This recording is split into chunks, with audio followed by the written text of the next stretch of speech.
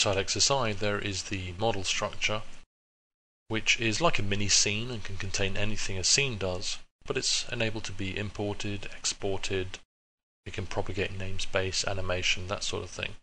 When I save the scene, I can save it internal to the scene or with the scene, or I can save it external inside the database, and it will be a separate model, a .mdl file. I have on the mixer, I have a little clip with just some animation on here. Now sometimes I want to be able to do one of two things. Pass this data through to another model. So I could import another model, something a bit more funky, and then open up the mixer, and then insert the source from the original sphere, and then off it goes. That's great. But now I have two models in my scene, and sometimes controlling the propagation between these can be a little difficult. And sometimes you want to be able to propagate animation, and sometimes you want to be able to propagate changes in resolution. So I want to work with a very low resolution object and then a higher resolution object which I want to swap out. Additionally, I would sometimes like to be able to make changes to my model outside the scene and have it update. If you wish to work as an animator on a low resolution piece of geometry and have a modeler making changes, that can be done. In fact, all of this can be done using reference models. If I switch to my sources and clips, here we can have animation, images, materials, audio. In addition, we can also have models. I can go in here and say now, okay, here is my low resolution, my high resolution is now the changed one, and here I have this model source. Now when I click on this, I can change the resolution of my model, just as I would change it from a low resolution piece of geometry to one which had much higher detail and perhaps ready for rendering. If we were to look at the scene root, this model contains some properties. First of all, it's the name of the reference model, together with the clip or the changes which can get propagated, as well as the original model source here. So there's each of the three separate components. In order for me to propagate the changes in animation, let's have a look at the options here. These are local modifications to save. That is, any changes I make whilst this is a reference model, those properties can be propagated to the different resolutions. Now I had the clip on the mixer. Now I can enable the propagation of the animation mixer from resolution to resolution. If I had original function curves on the model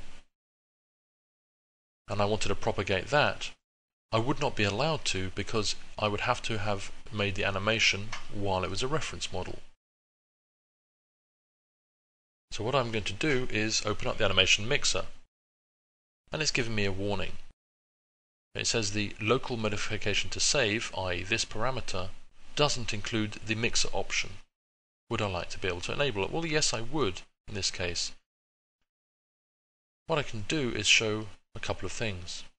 The first is the propagation of this as a clip.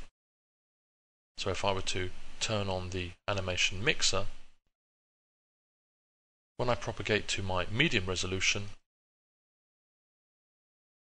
the animation has been propagated. New properties just refers to anything I could have put, like inside here.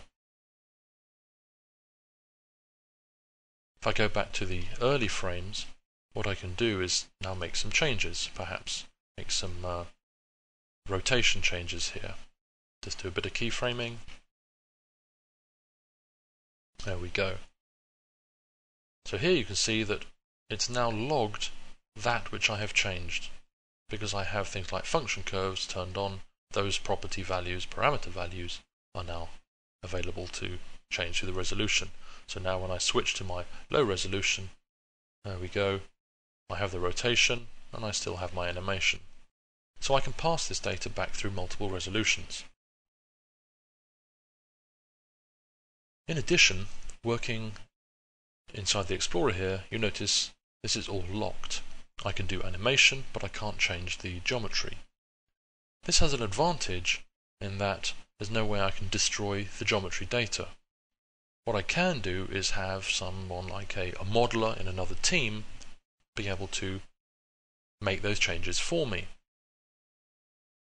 If I switch over to another scene here, I have the original sphere. I've got some animation on here, which is the original clip where it was the original frame. If I want to adjust things like the geometry and start making some changes, I can do that. I'll just do that for now. And now what I'm going to do is export that model, sphere only. And it says, do I want to replace the existing one? Well, yes, I do. Now I'm going to switch back to my model source, and I'm going to go in here and update the reference model. And there we go, the modeling structures has been changed, and yet all my animation has been preserved. So I can start to animate while somebody else starts the modeling, and at any time I can just have it updated. If I were to change the resolution, you notice it doesn't change it on this one because I overrode sphere only and not the other model, which was called sphere changed. And this one still has all the animation applied to it. At any stage, any of the resolutions, I can also just offload it. You notice here it just turns pink.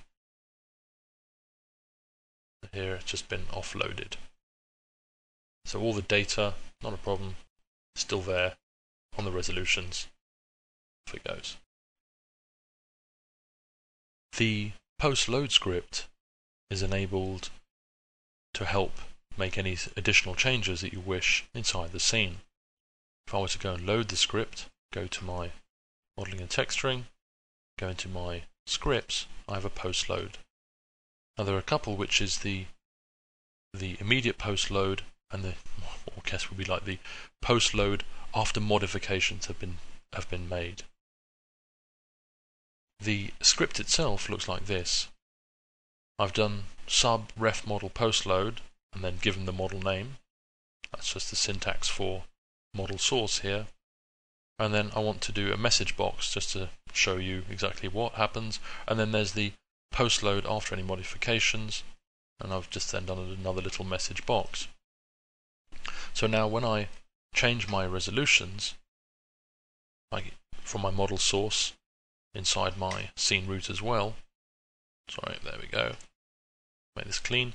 So now when I do this, there we go, it tells me post-load for model source as the first part of it, and then post-load after the modification. So there are two times that you can make modifications, and I've just done them here as little subs.